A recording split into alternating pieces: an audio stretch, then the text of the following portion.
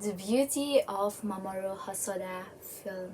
Halo semuanya, welcome back to my YouTube channel. Aku Maura. Di video kali ini aku akan membahas sebuah studio anime yang paling jarang dibicarakan oleh dunia perotakuan di Indonesia, yaitu Studio Chizu. Di antara dunia perfilman anime, pasti kalian tahu Studio Ghibli yang kalian semua udah nonton film-filmnya. Mungkin ada yang baru nonton Totoro atau baru nonton Spirited Away. Pokoknya semua orang hampir tahu tentang Studio Ghibli. Tetapi ada sebuah hidden gems di dunia perfilman anime, salah satu studio yang penuh dengan keindahan, originalitas, dan fantasi di setiap filmnya, yaitu Studio Chizu. Kalau di Studio Ghibli diproduksi oleh Hayao Miyazaki, sementara kalau di Studio Chizu, anime-anime di sini diproduksi oleh Mamoru Hosoda.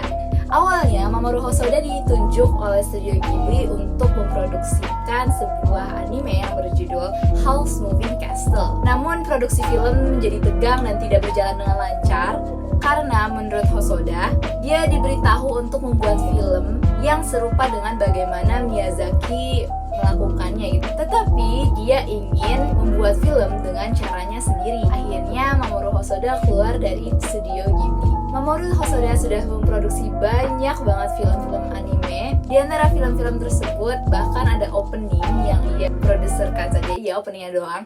Ada movie atau beberapa episode dari anime yang kita tahu, misalnya itu One Piece, Digimon, dan Ojimaju Doremi. Kalau kalian tahu Space Tune dan nonton Megi Children waktu masih kecil, Mamoru Hosoda merupakan produser dari film mereka. Tetapi untuk film Ojimaju Doremi, dia hanya sempat membuat episode yang ke-40 dan ke-49. Nah, dari kedua episode tersebut, dia berhasil membuat dirinya di-include atau dipekerjakan oleh studio Madhouse. Di Madhouse Studio ini, dia mengeluarkan film pertamanya, yaitu Tokyo Kakeru Shoujo atau The Girl Who Lived Through the Time pada tahun 2006 dan Summer Wars pada tahun 2009. Nah, kedua film tersebut berhasil memenangkan awards pada masanya. Namun, pada tahun 2011, Mamoru Hosoda keluar dari Madhouse Studio dan mendirikan studio animasinya sendiri yang kini bernama Studio Chizu. Dari sinilah anime movie buatan Mamoru Hosoda berlanjut dan dikenal sebagai produksi anime Studio Chizu. Sekarang aku akan membahas anime-anime movie dari produksinya Mamoru Hosoda. Mari kita bahas satu-satu. Tokyo Kakeru Shoujo atau The Girl Who Lived Through the Time. Bahasa Indonesianya ya gadis yang melompati waktu, karena dia beneran melompat mengindah dari satu waktu ke waktu lainnya. Anime ini menceritakan tentang sebuah kehidupan seorang gadis perempuan yang bernama Makoto. Dan pada satu hari dia ini tuh sangat sial, sampai kesialannya membawa ia kepada ajalnya sendiri atau ke akhir hidupnya. Namun tiba-tiba ia bukannya mati atau meninggal, tetapi ia malah kembali ke waktu di mana ia baru bangun tidur. Dan ternyata ia merestart atau memulai hidupnya dalam satu hari tersebut ke waktu pagi. Mau kasih 9 dari 10. Ini anime shoujo romance school life yang bercampur dengan time travel. Dan endingnya aku paling greget. Kayak ini sebenarnya kapal berlayar atau enggak? Si Chiyuki kan dari masa depan. Lalu kalau ia berjanji akan bertemu lagi dengan Makoto di masa depan, itu perlu waktu berapa lama? Perlu berapa tahun coba Makoto untuk bertemu dengan Chiyuki lagi? Keburu Makotonya udah menjadi nenek-nenek. Oke, ini adalah anime terbaru, yaitu Cinta yang Dihalangi oleh Waktu.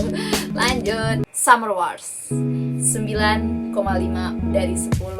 Yep, ini favorit aku. Film ini bercerita tentang Kenji Koiso, seorang jenius matematika yang duduk di kelas 11 dan diajak ke Ueda. Senpainya ini yang sangatlah cantik bernama Natsuki Shinohara. Dia mengajak kohainya untuk berlibur ke Ueda untuk merayakan ulang tahun yang ke-90 nenek buyutnya. Namun si Kenji ini secara keliru terlibat dalam peretasan dunia virtual oleh Love Machine. Kenji pun harus memperbaiki kerusakan yang terjadi dan menemukan cara untuk menghentikan program peretasan internet tersebut.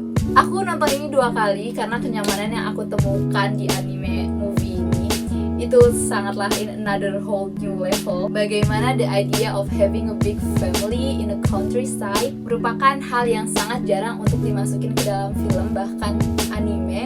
karena itu akan dipandang sebagai hal yang membosankan. Tapi di film ini mereka membuatnya penuh dengan elemen-elemen yang berbeda seperti pada keluarga umumnya, hingga film ini sangat menarik untuk ditonton. Lalu selanjutnya ada Okami Kodomo atau Wolf Children. Kalau kalian ada mother issue, please banget nonton ini biar kalian nangis. Anime ini bercerita tentang single mom dan menggambarkan kehidupan 13 tahun seorang wanita muda yang bernama Hana. Enggak, dia umurnya bukan 13. Yang jatuh cinta dengan manusia serigala. Dan ternyata suaminya ini meninggal. Dan setelah kematian si suaminya ini, Hana harus membesarkan 2 anak manusia serigalanya yang bernama Ame dan Yuki.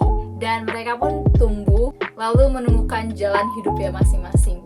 Fakta untuk anime ini, jadi Mamoru Hosoda saat memulai atau memproduksi film ini, ia baru saja menjadi seorang ayah dan ia akhirnya menyalurkan perasaan tersebut menjadi sebuah film. Rating aku untuk film ini adalah 8,5 dari 10. Ya, itu termasuk rendah karena the pain. Oke, selanjutnya adalah Bakemono no Ko atau The Boy and the Beast. Film ini baru banget aku tonton, jadi ya masih fresh memorinya. Di kerajaan binatang ada yang namanya seorang Grandmaster, dan Grandmaster ini memutuskan dia untuk retired atau untuk selesai pekerjaannya sebagai seorang Grandmaster, dan dia berencana untuk reinkarnasi sebagai Tuhan atau dewa. Dia menyebutkan 2 calon kandidat yang akan menggantikan dia. Yang pertama ada Iozen yang populer dan dia juga seorang ayah dari 2 anak, dan sementara kalau seorang ayah itu kan biasanya lebih berwibawa ya. Dan satu lagi yang namanya Kuma Tetsu. Dia ini kuat, bahkan lebih kuat daripada Iozen, tetapi dia ini adalah seekor beruang yang dia pemalas banget. Sampai-sampai Grandmaster menyarankan untuk mencari seorang murid dengan harapan dapat menginspirasi Kuma Tetsu sebagai kandidatnya. Di waktu yang bersamaan, ada seorang lelaki yang baru berusia 9 tahun bernama Ren di dunia manusia. Dia baru banget ditinggal mati oleh ibunya, dan tanpa kabar dari sang ayah, ia pun akhirnya mau ditarik untuk tinggal dengan walinya yang sah. Tetapi Ren menolak dan akhirnya ia kabur menuju Shibuya, Tokyo. Lalu tiba-tiba ia bertemu dengan Kumatetsu saat Kumatetsu sedang strolling aja di Shibuya dengan temannya Tatara. Saat ketemu Kumatetsu akhirnya menawarkan kepada Ren untuk menjadi muridnya. Dan sampai saat itulah cerita mereka berdua dimulai. Anime ini tidak sesederhana dan tidak se-epic juga yang aku bayangkan, karena endingnya itu bittersweet menurut aku ya. Bayangin aja Kumatetsunya menjadi bagian belahan dari hidupnya si Ren, dan ditambah Ren kembali ke dunia manusia. Ia memutuskan hal tersebut karena satu-satunya hal adalah ia ingin belajar. Kalau aku jadi Ren, aku bakal memutuskan untuk tinggal di dunia binatang dan gak sekolah. Untuk rating pribadi aku, anime ini adalah 8,5 dari 10. Selanjutnya kita menuju ke anime yang terakhir, yaitu Mirai no Mirai atau bahasa Inggrisnya Mirai of the Future. Tidak seperti film Tokyo Kakeru Shoujo, film Mirai no Mirai berceritakan tentang seorang anak laki yang berumur 4 tahun. Ia lahir dari seorang ibu yang bekerja sebagai pekerja eksekutif dan seorang ayah yang bekerja sebagai arsitek. Keluarga itu tinggal di sebuah rumah di daerah Kanazawa-ku, Yokohama, yang dimana rumah tersebut dirancang sendiri oleh ayahnya. Dan di rumah tersebut ada pohon yang berada di halaman yang memisahkan antara ruang bermain dengan gedung utama rumah tersebut, di mana Kun menghabiskan hari-harinya bersama anjing keluarga mereka yang bernama Yuko. Lalu adik Kun yang bernama Mirai lahir, dan Kun ini sebenarnya sangat bahagia untuk menyambut adiknya, sampai ia menjadi cemburu ketika semua perhatian